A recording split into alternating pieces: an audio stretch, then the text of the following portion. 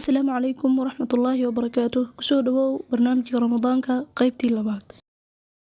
الله ربي والإسلام ديني ومحمدا رسول الله ويقيني أدنو إليه ساجدا بجبيني اقبل صلى الله ربي. waa maxay tiirarka soonka uu ku taagan yahay? Soonku waxa uu ku taagan yahay laba tiir oo asaasi ah. Mid ka mid ah haddii la waayana soonka ma ansaxayo. Waxayna kala yihiin: kow, waa in laga fogaado wax waliba oo soonka jabiya ama wax afuriya. labo, النية، وبالنية تتميز العبادات بعضها عن بعض. عبادة النية الآن ما soconayso taan waxaa daliil u ah إنما الأعمال بالنيات. waa maxay shuruudaha uu soonku leeyahay ama ku ansaxayo?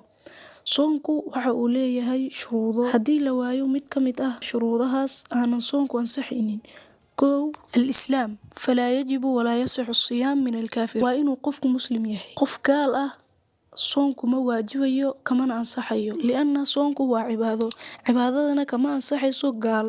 labo، البلوغ، فلا يجب الصيام على من لم يبلغ حد التكليف.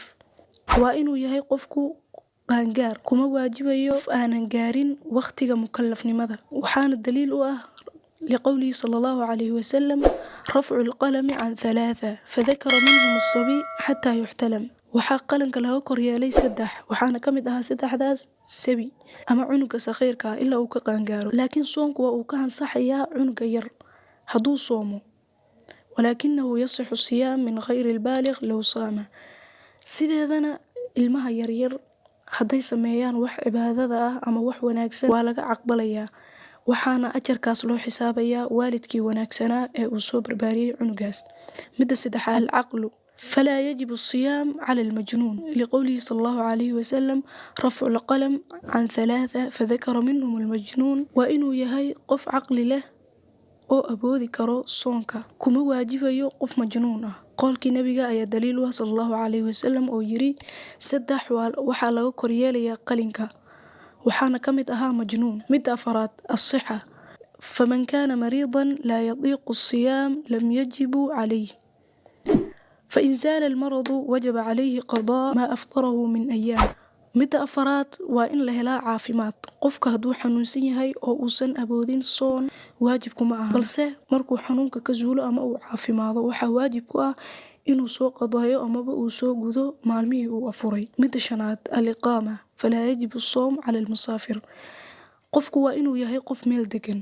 qofka musaafirka ah soon kuma waajibayo, balse waa uu ansaxayaa soonkiisa, waxaana waajib ku ah markuu safarkii u dhammaado ama uu meel dego inuu soo qadayo maalmihii safarka ku jiray oo uu afuray. waxaana daliil u ah liqowlihi tacaala: ومن كان مريضا أو على سفر فعدة من أيام أخر. midda lixaad، الخلو من الحيض والنفاس، waa inay gabadhu ka daahirsan tahay xayd iyo nifaas. فالحائض والنفاس لا يجب عليها الصيام بل يحرم عليها، kuma waajibayo soon, waa laga xaarantinimeeyey. midaasna waxay nusqaaminaysaa diinteeda. haddii ay ayadoo labadaasi dhiig mid ka mid ah ay qabto ay dhahdo waan dukanayaa ama waan soomayaa, in diinteeda ay nusqaamiso. muftiraatu saa'im ama waxyaabaha buriya soonka insha allah waa mowduuceena xiga. wasalaamu calaykum waraxmatullaahi tacaala wabarakaatuh.